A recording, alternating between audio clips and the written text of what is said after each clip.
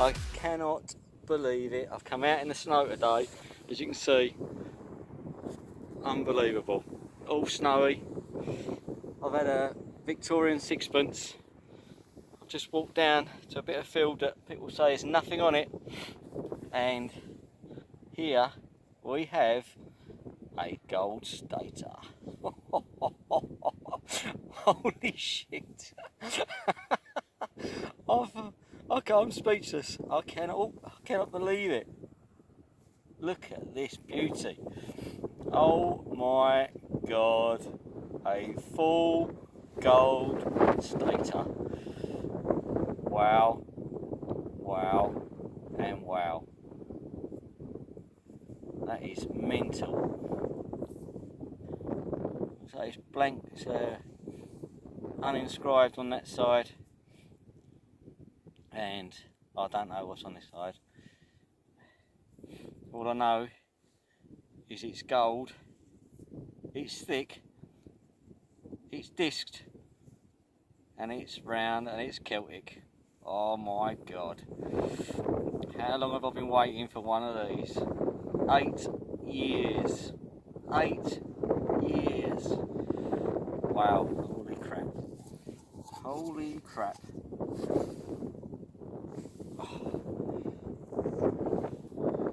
What have we got? There we go. Oh, beauty.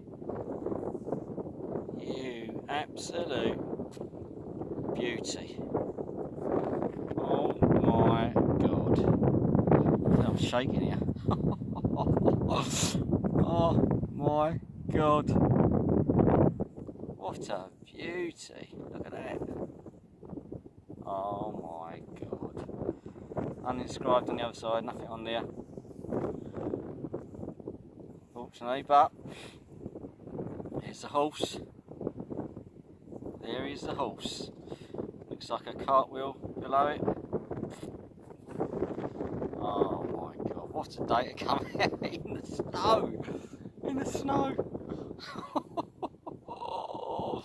Oh my god. See, Julie can keep her quarters. I'll just take a full one. Oh my god. Get in there. Get in there. Oh my god. Oh. Tell you what. Turn this round so I can see myself.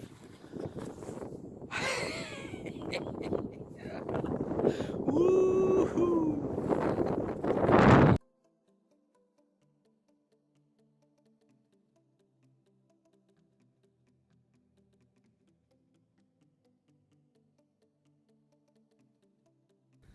Well, I just got a shout from across the field. Yep.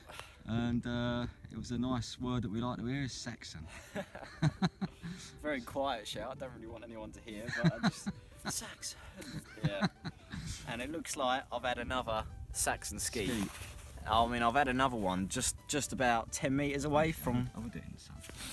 I don't know, in my last video I showed a broken skeet where I found the two halves. Well, this is like come up about 10 metres away. And it looks better quality silver this time. And it's a full one at least. It's not broken. So... yeah. I have to get some water on it. I can't really see much at the moment, but I think the light you might be able to see it a little bit better with my camera. You might be able to see the highlights of it, so you can see that circle, and you can see like the, I don't know, like the hairs of it maybe, like a porcupine. A porcupine, yeah. Yeah. So, right, let's get some water on it then. It might have that crud on it, I don't know yet, so we might have to wash it, but it's definitely, yeah, coming through. Mum's just texture. She? She just said, I'm guessing you haven't found anything. Yeah, you can definitely see the detail there. Do you want to get in the, you see it in the shade better? Don't come too close because I've already zoomed in once. You see that? Oh, that is stunning. I think that's a porcupine. Definitely porcupine Yeah. ski, look at that. I'll flip it over. That's an early continental one, yeah. Right, definitely some details coming through there, like that square. I honestly don't know you can see like the what standard it is. Yeah.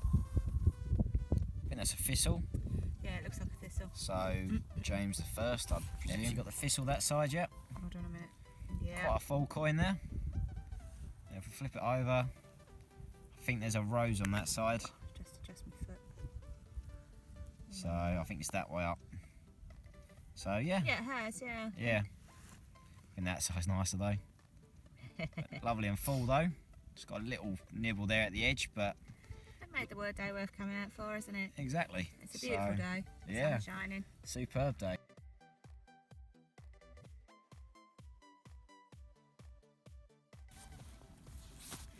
Okay, the lucky little tyke, or 6 foot tyke, has called me over again Yeah. because he's gone and found another hammer coin. And it's definitely one that I've wanted to find. It's a full penny. Like a voided short cross or long cross. I'm not sure what it is you yet. think so by the rhyme, I but think it looks like it. you're not cleaned it yet, so we've you had don't cut know. quarters and cut halves in this area, so I thought there must be full pennies around here somewhere.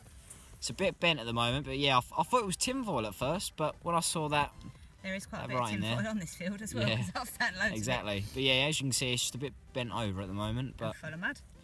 okay, Yeah, go for it. I won't use any mud at the moment. Oh, just one rub of the finger, and look at that. Oh, sorry, I was looking at the coin rather than looking at it on the camera. I literally just rubbed the mud off, and you got his face just staring at you. Yeah, look at that. Hang on, let's just... That's stunning. That is. That Bit of focus, yeah. yeah, it's lovely. Superb. Yeah. Oh, it's definitely a voided coin. Just try and clean it up a little bit more. I don't want to break it though, because I know. Get the water on it, I because know. you broke one before. haven't Yeah. you? It's actually quite thick though. I think it's good silver though, luckily. So Pick the mud out rather than rub it, Liam. yeah. Okay, it's a voided long cross. Voided long cross. Don't know if you can see that there. I'm just trying to get, because tilt it towards the sun a bit, Liam. Well, some people don't like the word voided. It's just a long cross basically.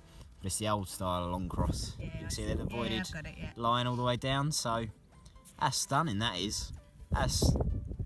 Well, I mean, if we straighten that out, that's pretty much an immaculate coin, that is. But I love that side, though. Just seeing that bust, that is superb. I do love finding voided coinage. That is very nice. And it definitely shows that there's some serious age here as well, so superb. I am really happy with that. I don't know who that is yet. It could be... Oh, it's most likely Henry III if it's voided long cross, actually. And very rarely Edward I, but I'm guessing that's Henry III, so... Flip it over again. I see it that way around so we can see it in the sun. Just makes it more muddy when I put water on it, but... Yeah. Yeah, you can definitely see though, it's a lovely little full coin there. That'll straighten up a tree, So yeah. I'm really chuffed with that. That's Well done. superb. Yeah.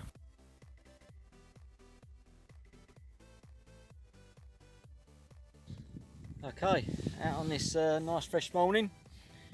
All the rain comes this afternoon apparently, and it's about my 6th signal. And you can see, it looks like I've just got a harness pendant. Looks like it's still got a bit of gold gilding on it as well. You can still see the loop at the top there. Loop's broken a little bit. It's a bit corroded. But I think maybe with a bit of clean up there might be some sort of detail on there.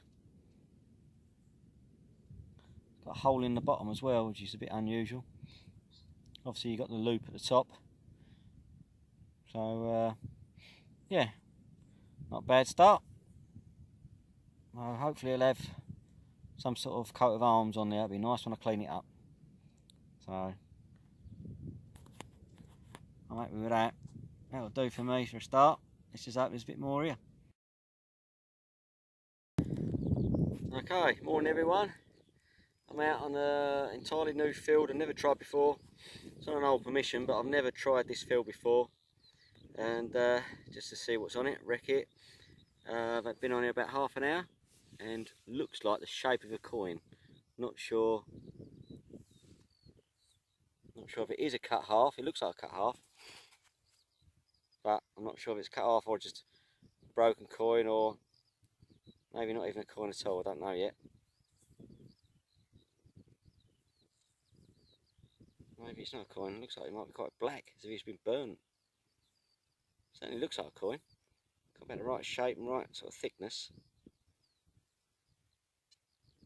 Right, I'm going to clean that up and then come back to you guys.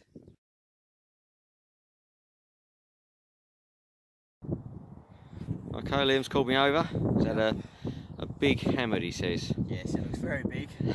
I'm just glad I found something. I mean, I've been detecting all day with a snotty nose, so Let's see what it is. trod in massive sticky fields.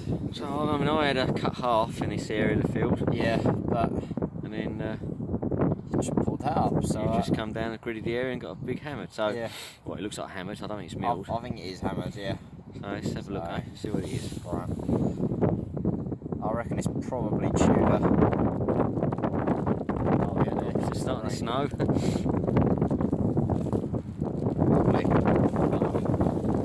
Yeah, I think that's probably a shilling actually. I think that could be a shilling.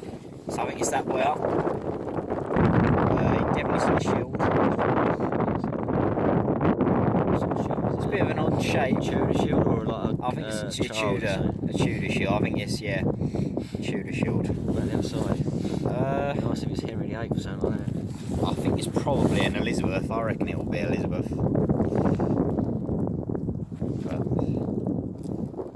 It looks pretty scratched out in the middle, but you can definitely see all the writing around the edge though. So perhaps when you clean it up, you might get some sort of outline of a bust there. A date on above the shield, I don't know. Because if it's a shilling, I think it is a shilling, definitely, for the size of it, but I don't think it will have a date above it. On the shilling, don't, does it? God, that is freezing, that is snowing now. Well, yeah, lovely little nice coin big that. hammer. So, Little, it's massive. oh yeah, it is, yeah. Must have blew your ears off. Yeah, only like 2 inches under the surface, so yeah, lovely. Oh well. Well done, mate. Yep. Let's carry on. Well done. Yep. At least you've got something decent. So. Exactly. Well done. Okay guys, here are all the coins and artifacts featured in today's video. So let's get straight into it, starting off in date order. Okay, so starting off we have my dad's absolutely stunning full Celtic gold stater, which was struck under both the Regini and Atrebates tribe. It's a Selzy uniface type, and it's it's part of a group of very early coinage, uninscribed coins, which date between 60 to 50 BC. So as we can see on the reverse side, we have a triple-tailed horse with a wheel below and a charioteer's arm above. And if we flip it over, unfortunately it's an uninscribed coin, so there's nothing unfortunately on the obverse. However, this is an absolutely stunning coin, extremely early, and my dad was very chuffed to find this. Okay, next up on the left we have a full Henry III voided long cross penny. On the obverse side you can clearly see Henry III's bust facing straight towards us. You've got a star at the top and then HENRICUS, Henricus Rex 111. So that's the inscription on the obverse side. And if we flip it over, we can read ADAM, so for Adam, ON, and then NEVECA, so Adam on the Vecca. So it's Newcastle Mint, and Newcastle was a provincial mint, so it was one of the early mints to get the coinage out there, and then it was shut down. So it wasn't like a main mint like London or Canterbury. It was just a mint to get out the coinage to the population. But there was 4 moneyers according to records, and Adam struck the least amount of the coins. He is the scariest moneyer at this mint. But this coin is very early. It's class 3C and dates to 1248 to 1250 AD. And part of the reason why we can tell that it's an early series is because there's no scepter up the side of his face. So overall, a superb little coin that. Okay, and on the right hand side we have my dad's full Henry III voided long cross penny. As you can see, you've still got Henry III's bust facing straight towards us. It's also an early type. There's no scepter going up the left hand side. A star at the top you can see, and then it would say Henricus Rex 111, so exactly the same as this coin on the left here. Shame it's got a massive crack for it, however my dad has done a good job to clean that up though. If we put it onto the other side, what have we got here? We've got, so ROGER, so for Roger, ON, and then GLOV, so Roger on Gloucester. So and there was also 4 moneyers at Gloucester Mint, and it was also a provincial mint as well. So it was an early mint, one of the earliest to get out the coinage to the population. So overall, 2 very beautiful coins there, superb. Okay, next up in date order, we have a Saxon Scheme, which is a Series E, so that means it's a continental issue. So most emanated from the former Rhine mouth area, so mainly Frisia, and these dated from 695 to 740 AD. Now on the reverse side, it's usually referred to as the porcupine, but it's now recognised as a degenerate diademed bust, and it's in closing bars there, as you can see at the bottom. And if we flip it over onto the other side, on the obverse, we've got the standard with letters reading VIC around the edge, and they're circling around a central annulet. So as you can see, we've done a pretty good job to try and get all that horn silver off. There's still a little bit left, but overall that is a stunning little Saxon skeet that. I am very chuffed with that. Okay, and next up in date order, we have an Alexander III voided long cross and stars cut half. It's a first coinage coin and dates between 1249 to 1286 AD. Now, Alexander III was the only son of Alexander II and was the grandson of William the Lion. He came to the throne when he was only 7 years old, and he was married to Henry III's daughter in 1251. As you can see, his coinage is very similar to Henry III's, except for the stars instead of 3 pellets in each quadrant. So, as we can see on this side, you've just got the start of the money's name there, WA for water, and the mint, we believe, is Berwick. So you can just see the end of the mint there on that side. And if we flip it over, so as you can see quite clearly there on the obverse, you've got his crowned bust with a sceptre facing left. It's a cross pommel at the tip of the sceptre. And as you can see, just at the top, it starts off with an AL there for Alexander around the side. So I know this coin came up very black and almost looked like it'd been burnt, but luckily we managed to get all the crud off it and it's come up quite nice, in good condition. So a superb little coin that, and definitely something different. We haven't had an Alexander III before, so superb. Alright, and it's always nice to find an artefact here and there between the coins. This was something that my dad found, quite unusual that it's got a hole in it at the bottom here. But it's a medieval heraldic horse harness pendant. It would have been suspended off the harness of a horse, of course, and would have been used for like decoration purposes, but it also would have carried someone's coat of arms decoration on it. Unfortunately, however, that is gone now because it's extremely worn.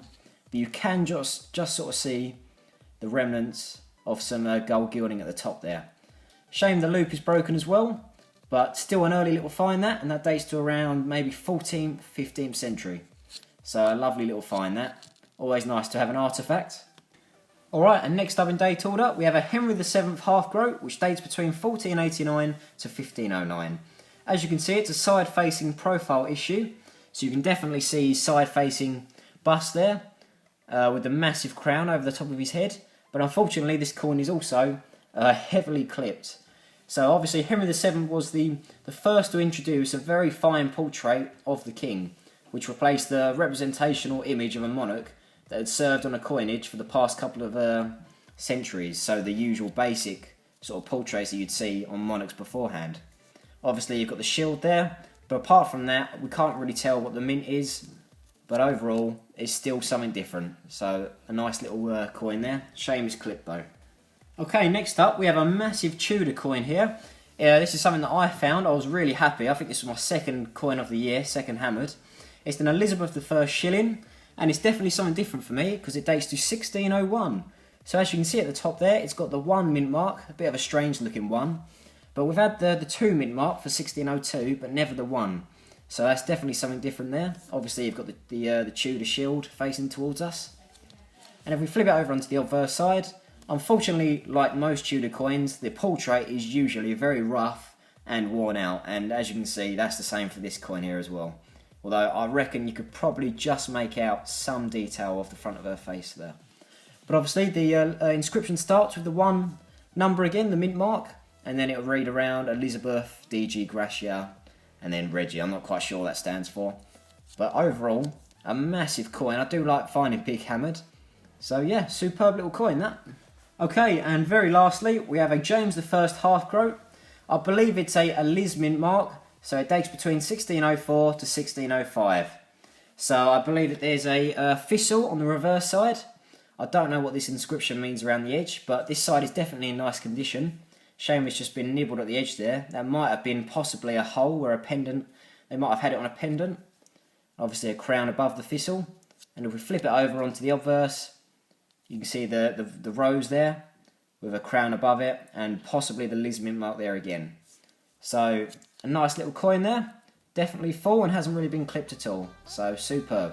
Okay guys, that concludes the description of the coins and artifacts featured in today's video. I apologise for my lack of uploads, but unfortunately I've been really busy with A-levels. But hopefully I'll be able to get a few more videos out within the upcoming months. But anyway, thanks for watching. Please remember to leave a like, comment and subscribe. It really means a lot. And I guess I will see you all in the next video.